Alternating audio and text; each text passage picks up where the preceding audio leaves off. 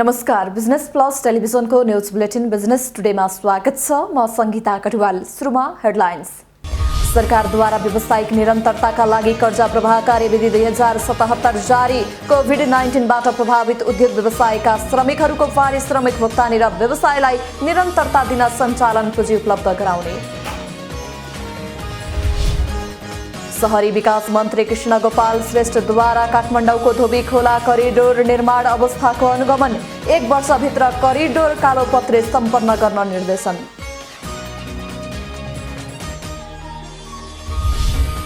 वैज्ञानिक ढङ्गबाट फोहोर मैला व्यवस्थापन गर्नुपर्ने, मानव स्वास्थ्यको पूर्ण ग्यारेन्टी सहित जीवन बिमा गर्नुपर्ने लगायत माग राख्दै सिस्टोलवासी पुनः आन्दोलित। मङ्सिर 20 गतेसम्म माग पूरा नभए फोहोर फाल्न नदिने चेतावनी। अझै 78% नेपाली बिमाको दायरा भन्दा बाहिर। असोजसम्म 22%मा बिमाको पहुँच विस्तार। 1 वर्षमा 1.6%मा बिमाको दायरामा विस्तार।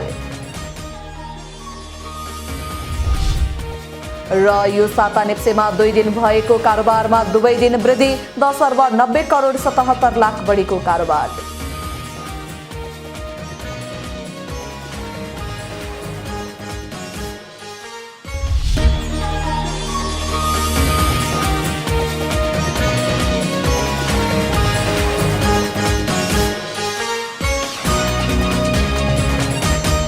बिजनेस टुडेको सुरुमा कोभिड-19बाट प्रभावित उद्योग व्यवसायलाई सरकारी राहत सम्बन्धी न्यूज। कोभिड-19बाट प्रभावित उद्योग व्यवसायका श्रमिकहरूको पारिश्रमिक भुक्तानी र व्यवसायलाई निरन्तरता दिनका लागि सञ्चालन पुँजी उपलब्ध गराउन सरकारले व्यावसायिक निरन्तरता कर्जा प्रवाह कार्यविधि 2077 जारी गरेको छ। एक रिपोर्ट। अर्थ मन्त्रालयको प्रस्तावमा कोभिड-19बाट प्रभावित भएका उद्योग व्यवसायहरूको व्यावसायिक क्रियाकलापलाई निरन्तरता दिने उद्देश्यबाट 50 अर्बको कोषको स्थापना गर्ने गरी मन्त्री परिषदको बैठकले व्यावसायिक निरन्तरता कर्जा प्रवाह निर्देशिका कार्यविधि 2077 स्वीकृत गरेको हो। कार्यविधि अनुसार सहुलियत कर्जा उपलब्ध गराई व्यवसायको निरन्तरता दिन सरकारले नेपाल राष्ट्र बैंकमा आवश्यक रकमको व्यवस्था गर्नेछ। बिहिबार अर्थ मन्त्रालयका सचिव शिशिर कुमार ढुङ्गानाले न्युज एजेन्सी नेपालसँग कुराकानी गर्दै उक्त कोषमा नेपाल सरकार मार्फतका आंशिक वा पूर्ण स्वामित्वमा रहेका संस्थाहरूको तर्फबाट निक्षेप सङ्कलन गरी रकम जम्मा गरिने बताउनुभयो।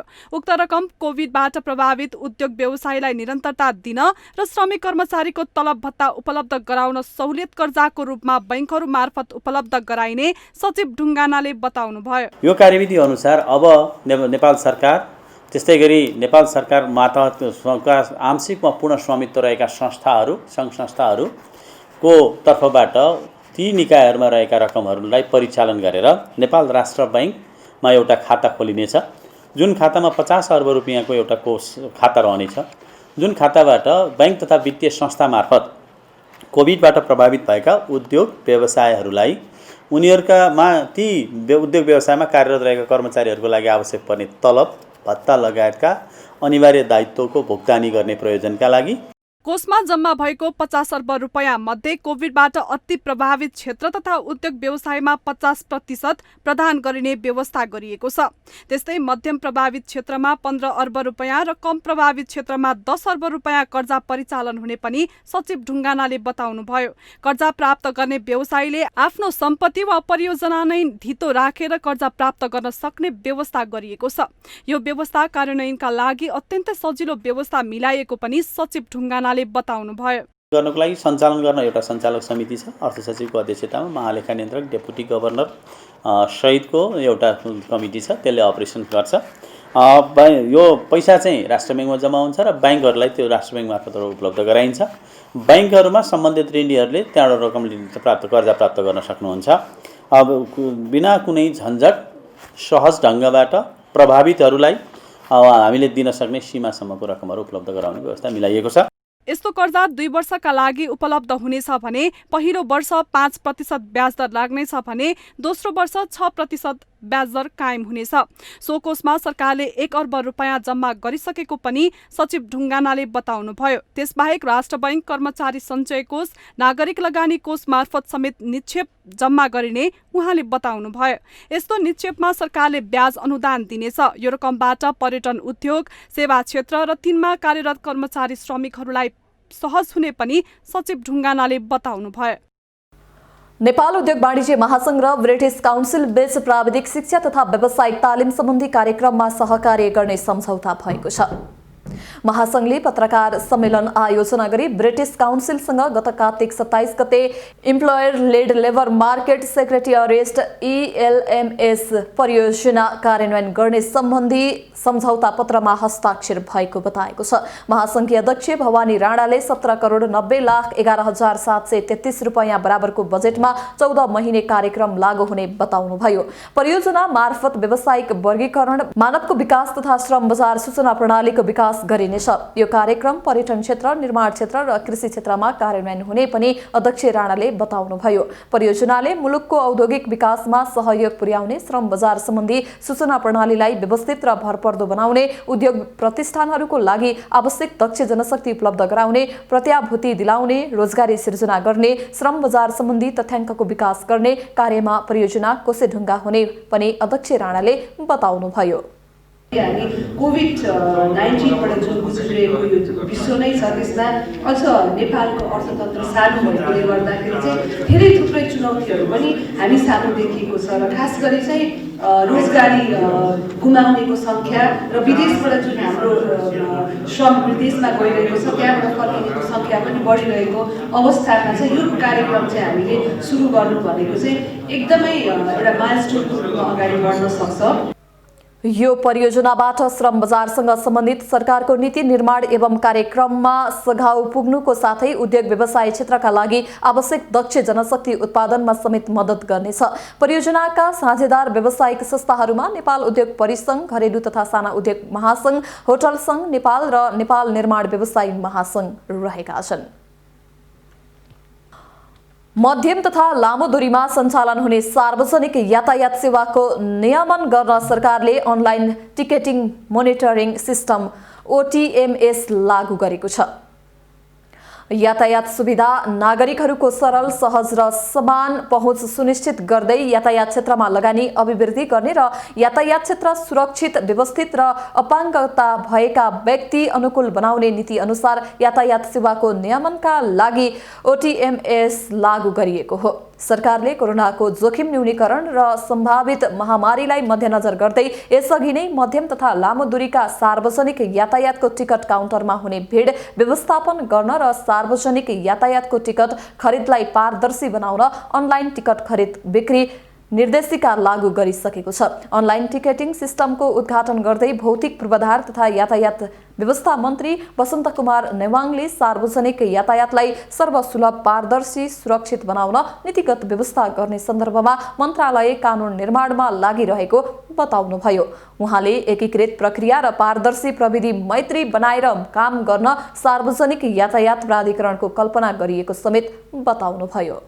केन्द्रीय रूपमा सङ्घीय कानुनहरू निर्माण गर्न मन्त्रालय उद्यत भएर लागेको छ।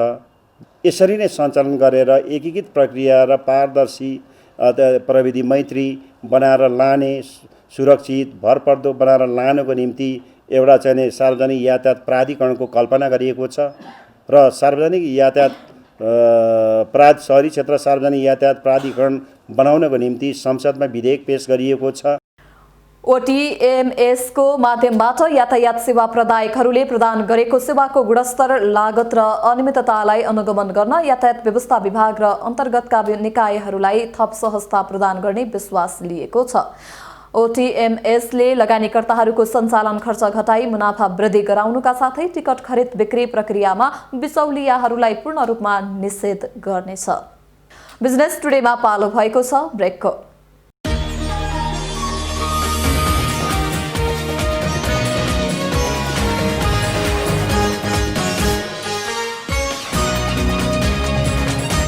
बिजनेस टुडेमा पुनः स्वागत छ। अब बाँकी समाचार। शहरी विकास मन्त्री कृष्ण गोपाल श्रेष्ठले धोबीखोला करिडोरको काम 1 वर्षभित्र सम्पन्न गरिसक्न निर्देशन दिनुभएको छ। करिडोर कालोपत्र गर्ने कामका लागि ठेक्का सम्झौता भइसकेकाले काम तोकिएकै समयमा सम्पन्न गर्न उहाँले निर्देशन दिनुभएको हो। एक रिपोर्ट। शहरी विकास मन्त्री कृष्णगोपाल श्रेष्ठले धोबीखोला कोरिडोर निर्माणको प्रगतिका विषयमा स्थलगत शुक्रबार अनुगमन गर्नुभएको छ। अनुगमनपछि मन्त्री श्रेष्ठले 1 वर्षभित्र सम्पूर्ण निर्माणको काम सम्पन्न गर्न निर्देशन दिनुभएको छ। बिजुली बजार पुल निर्माणका क्रममा कमजोरी भएको उल्लेख गर्दै उहाँले 1 वर्षभित्र जसरी पनि त्यसको व्यवस्थापन गर्न उपत्यका विकास प्राधिकरणलाई निर्देशन दिनुभयो। पुल मुनिबाट गाडी गुड्ने गरी निर्माण गर्नुपर्ने उहाँको भनाइ छ। कोरिडोरको फुटपाथको व्यवस्थापन पनि हुन नसकेकोले त्यतातर्फ पनि ध्यान दिनुपर्ने उहाँले बताउनुभयो। कोरिडोर कालोपत्र गर्ने क्रममा ठेक्का सम्झौता भइसकेकोले काम तोकिएकै समयमा सक्न पनि उहाँले निर्देशन दिनुभयो। मैले अहिलेसम्म नदेखेको र नभोगेको आजको निरीक्षणबाट बिजुली बजारको त्यो पुल मुनिको जुन खालको अब्स्ट्याकल हो त्यो दुःखद हो। निर्माणको क्रममा यो यस्ता कुराहरूको बारेमा हामीले हिजो हाम्रा प्राविधिकहरूदेखि त्यो निर्माणको क्रममा लाग्ने साथीहरूले किन त्यो विचार गर्न सकिएन, त्यो अलरेडी अब त्यो दुःखद रूपमा त्यो समापन भइसकेको स्थिति छ। अब त्यसलाई चाहिँ खुलाउनु पनि जरुरत छ। उपत्यका विकास प्राधिकरणका प्रमुख भाइकाजी तिवारीले ठेक्का भएअनुसारको काम यो आर्थिक वर्षभित्र सम्पन्न गर्ने बताउनुभयो। आयोजनाको भौतिक प्रगति 99% भएको उल्लेख गर्दै उहाँले 16 किलोमिटर सडक कालोपत्री भइसकेको पनि बताउनुभयो। हामीले गरेको मूल्याङ्कन, नेपाल सरकारले तोकेको मूल्याङ्कनमा सिडिओ कार्यालयबाट हुने मूल्याङ्कनमा पैसा बढी नदिने कारणले चाहिँ उहाँहरूले चित्त बुझाउनु भएको छैन।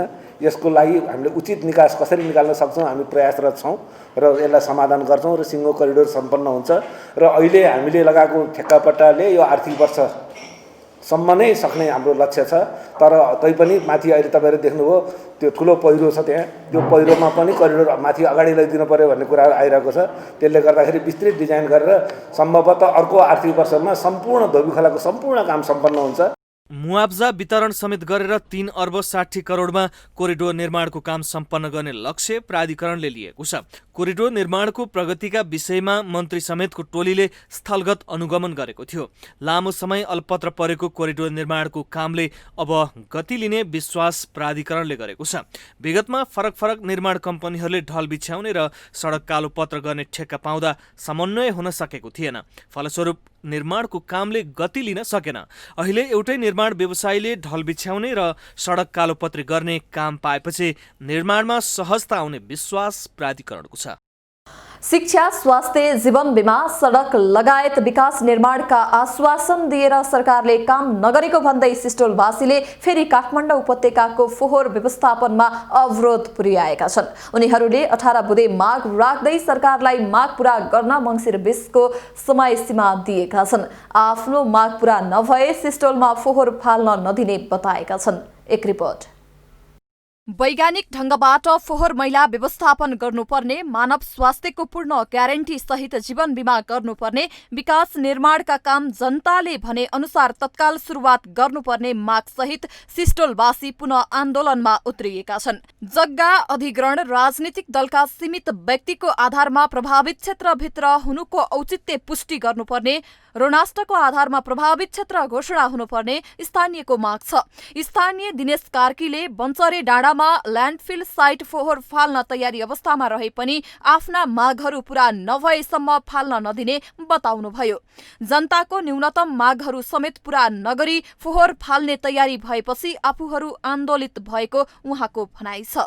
जुन यो बन्चरे ल्यान्डफिल साइटमा फोहोर मैला फाल्नको लागि रेडी अवस्थामा रहेको छ, त्योभन्दा अगाडि चाहिँ हामीले जनताको न्यूनतम मागहरू के हो त्यो कुराहरू सरकारले यहाँ फाल्नुभन्दा अगाडि जनतासँग सहकारी नगरिकन एउटा तपाईँको सामान्य भलाकुसारी पनि नगरिकन जुन यहाँ फाल्नको लागि तयारी अवस्थामा राखेको छ, त्यसको विरोध स्वरूप आज हामीले यस कार्यक्रमको आयोजना गरेका हौँ। यातायात, शिक्षा, स्वास्थ्य, पशु बीमा, बाली बीमाको तत्काल व्यवस्था गर्नुपर्ने, विकास निर्माणका लागि 16 वर्षदेखि विनियोजन भएको रकमको हिसाब किताब गर्नुपर्ने, 80 शय्याको अस्पताल तत्काल निर्माण गर्नुपर्ने माग उनीहरूको छ। वातावरणलाई विगतमा जस्तै प्राकृतिक ढंगबाट कायम गर्नुपर्ने र फोहोरको प्रभावबाट मानिस, पशुपक्षी, बोट बिरुवा सुरक्षित हुने ग्यारेन्टी गर्नुपर्ने स्थानीयहरूको भनाइ छ। अर्का स्थानीय रामचन्द्र ढुङ्गनाले जनताले अहिलेसम्म काठमाडौँको फोहोर मात्रै खाएको बताउनुभयो। स्थानीयहरूको व्यवस्थापन नहुँदासम्म फोहोर फाल्न नदिने उहाँको भनाइ छ। उतापट्टि फोहोर फाल्यो, अव्यवस्थित भयो, अब नगरपालिकाले के गर्यौँ, यति दियौँ उति दियौँ भनेर चाहिँ के दियो हामीले अहिलेसम्म त्यसको केही पनि पाइरहेका छैनौँ। त्यही भएर त्यो अवस्थामा त्यो सिसी टोलमा फोहोर फाल्दै 15 गतेबाट यही एरिया तपाईँहरूले देखिहाल्नुभयो होइन, यही ठाउँमा चाहिँ फाल्नको लागि भनेर सरकारले घोषणा गरिसकेको छ। त्यसको लागि चाहिँ अब हामी जनताहरूले यत्रो पिर मर्का भोग्दै पनि अझ यहाँको चाहिँ जनताको गुनासोहरू नसुनिकन उनीहरूले फोहोर ल्याएर फाल्न लागेको भन्ने थाहा पाएपछि हामी सम्पूर्ण जनताहरू भनौँ न आम जनताको कार्यक्रम हो यो। स्थानीयले फोहोरबाट निस्कने लिचड पदार्थको उचित व्यवस्थापन हुनुपर्ने पनि बताएका छन्। मङ्सिर 20 गतेसम्म आफ्ना माग पूरा गर्न अल्टिमेटम दिँदै स्थानीयहरूले मानव बसोबास रहित फोहोर मैला व्यवस्थापन गर्दै जग्गा अधिग्रहण गर्नुपर्ने पनि बताएका छन्। फोहोर मैला व्यवस्थापन भएको ठाउँमा विस्फोट नहुने ग्यारेन्टी गर्नुपर्ने उनीहरूको माग छ। ककनी गाउँपालिका वडा नम्बर 3 का वडाध्यक्ष घनश्याम बजागाईले फोहोरमा राजनीतिक नगर्न आग्रह गर्नुभयो। काठमाडौँ महानगरले आफूहरूमाथि मानवीय व्यवहार नगरेको भन्दै उहाँले आक्रोश समेत व्यक्त गर्नुभयो। फोहोरमा राजनीति गर्न पनि पाइँदैन। 10 वर्ष योभन्दा अगाडि 10 वर्ष नेपाली कांग्रेसका यही क्षेत्रबाट जितेका मान्छे पनि मन्त्री थिए, त्यो बेला नि फोहोर झरे हो, सिस्टमको गतिविधि त्यही हो। अहिले नेकपाले के गर्यो भनेर फोहोरतिर आउने बेला भएको छैन। त्यो बेला पनि आउला कुनै दिन आयो भने टिन छडाएर लगाउँछौँ हामीले पनि उनीहरूलाई पनि, त्यो हामीलाई पनि थाहा छ। बागमती प्रदेशका सांसद बद्री मैनालीले बस्ती भएको ठाउँमा फोहोर फाल्ने निर्णय नै गलत भएको बताउनुभयो। फोहोर र मान्छे एकै ठाउँमा बस्न नसक्ने भएकाले यसको उचित व्यवस्थापन गर्नुपर्ने उहाँको भनाइ छ। अझ उचित ठाउँ खोजेर यो फोहोर चाहिँ तपाईँको यहाँ हटाउनुपर्छ। फोहोर चाहिँ यो चाहिँ तपाईँको यो काठमाडौँको बस्तीको बिचमा चाहिँ राख्न हुँदैन भन्ने मेरो खास व्यक्तिगत धारणा भन्ने त्यो चाहिँ मान्यता हुन्थ्यो। तर राज्यको खर्बौं रुपियाँ लगानी भइसकेको छ, त्यतातिर पनि हामीले विचार गरिदिनु पर्ने हुन्छ। लामो समयदेखि काठमाडौँ उपत्यकाको फोहोर सिस्डोलमा व्यवस्थापन गरिँदै आएको छ। पछिल्लो समय सिस्डोल क्षेत्र भरिएपछि बन्चरे डाँडामा व्यवस्थापन गर्ने गरिएको छ। स्थानीयको स्वास्थ्यमा गम्भीर असर पर्ने गरी फोहोर व्यवस्थापन गर्ने गरिएको भन्दै स्थानीयले लामो समयदेखि समस्या समाधानका लागि आवाज उठाउँदै आएका छन्। भारतमा सबैभन्दा बढी कोरोना संक्रमित भएको राज्य नयाँ दिल्लीमा स्वास्थ्य सुरक्षाका मापदण्ड पालना गराउन कडा नियम लागू गरिएको छ। पछिल्लो 15 दिनमै 1 लाख नयाँ संक्रमित थपिएको दिल्लीमा मास्क नलगाए 2000 जरिवाना हुने र वैवाहिक समारोहमा 50 जना मात्रै सहभागी हुन पाउने गरी नियम लगाइएको हो। भारतको राजधानी शहर समेत रहेको दिल्लीमा कोभिड-19 को तेस्रो लहर चलेको छ। संक्रमण नियन्त्रण बाहिर गएपछि बिहीबार दिल्ली सरकारले मास्क नलगाउनेलाई 2000 जरिवाना लगाउने निर्णय गरेको हो। दिल्लीका मुख्यमन्त्री अरविन्द केजरीवालले दिल्लीका उपराज्यपाल अनिल बैजलसँग भेट गरी मास्क नलगाउने व्यक्तिलाई 2000 जरिवाना लगाउने निर्णय सरकारले गरेको बताउनुभयो। दिल्ली सरकारले कोरोना महामारी बढेपछि बढी भिडभाड हुने बजारहरूमा लकडाउन गर्ने प्रस्ताव पहिले नै गरिसकेको छ। सार्वजनिक क्षेत्रमा छठ पर्व मनाउन पनि रोक लगाइएको छ। त्यसैगरी वैवाहिक समारोहमा यसअघि 200 जनालाई भेला हुन अनुमति दिएकोमा अब भने 50 जनालाई मात्रै अनुमति दिएको छ। बिजनेस टुडेमा पालो भएको छ ब्रेकको।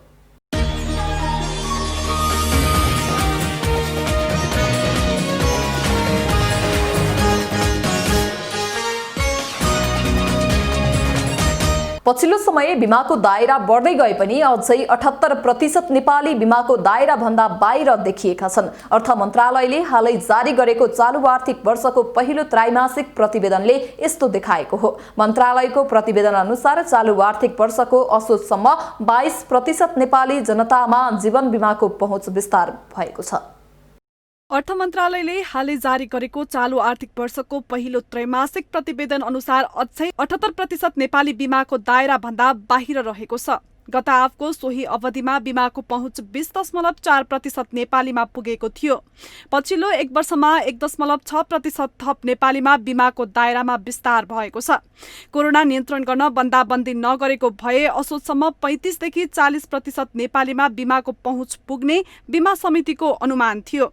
तर गत चैत 11 गतेदेखि लामो बन्दाबन्दी लगाउँदा त्यो सम्भव भएन। यद्यपि समितिले असोजसम्म 27% नेपालीमा बीमाको पहुँच पुर्याउने लक्ष्य लिएको थियो। तर त्यसअनुसार बिमाको पहुँच विस्तार गर्न नसकिएको बिमा समितिले जनाएको छ।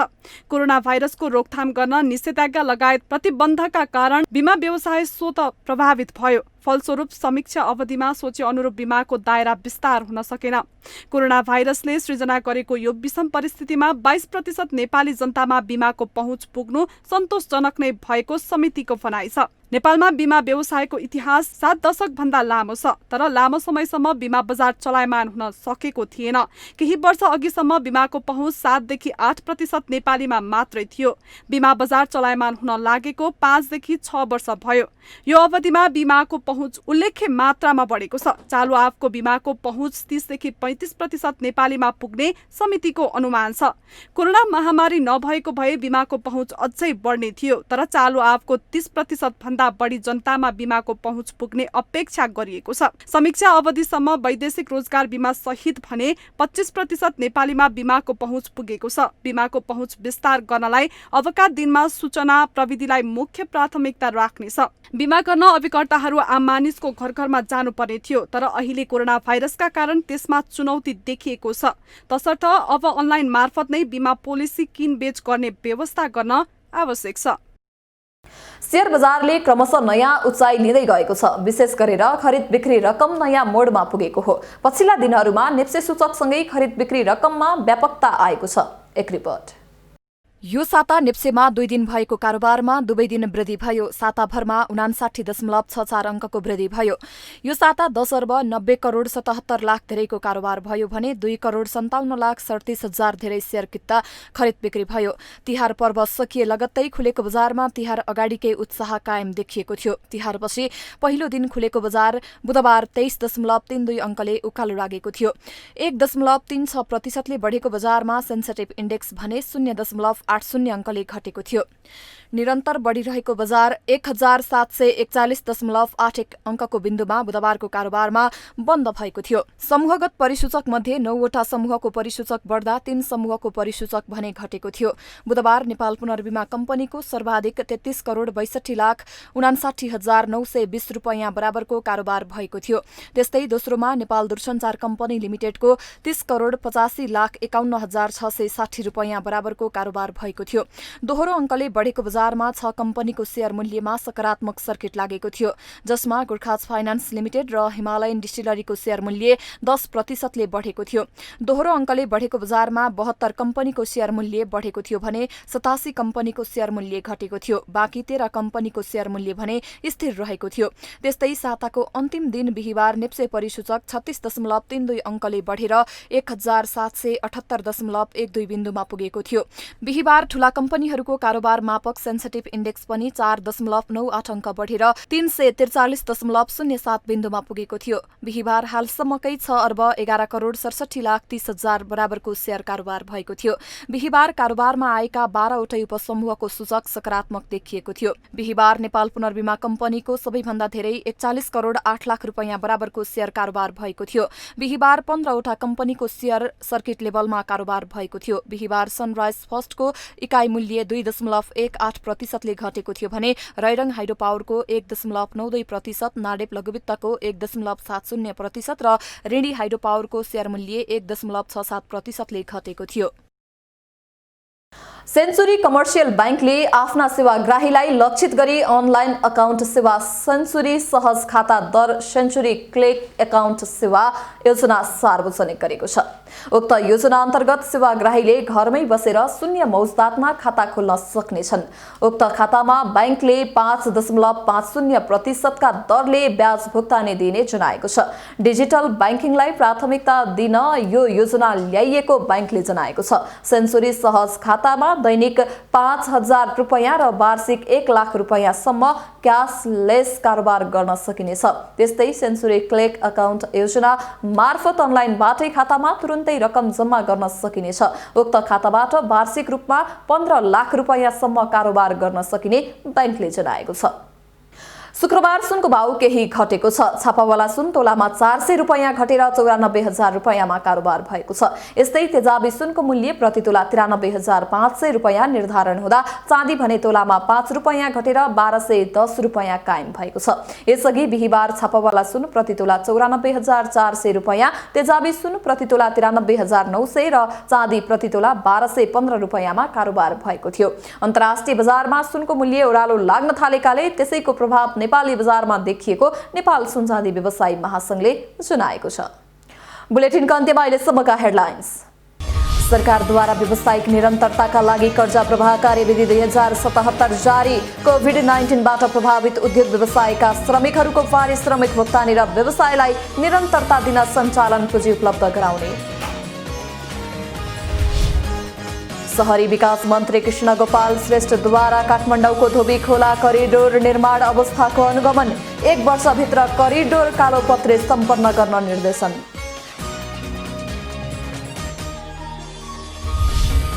वैज्ञानिक ढंगबाट फोहोर मैला व्यवस्थापन गर्नुपर्ने, मानव स्वास्थ्यको पूर्ण ग्यारेन्टी सहित जीवन बीमा गर्नुपर्ने लगायत माग राख्दै सिस्टोलवासी पुनः आन्दोलित। मङ्सिर 20 गतेसम्म माग पूरा नभए फोहोर फाल्न नदिने चेतावनी। अझै 78% नेपाली बीमाको दायरा भन्दा बाहिर। असोजसम्म 22%मा बीमाको पहुँच विस्तार। 1 वर्षमा 1.6%मा बीमाको दायरामा विस्तार। र यो साता नेप्सेमा 2 दिन भएको कारोबारमा दुवै दिन वृद्धि। 10 अर्ब 90 करोड 77 लाख बढीको कारोबार।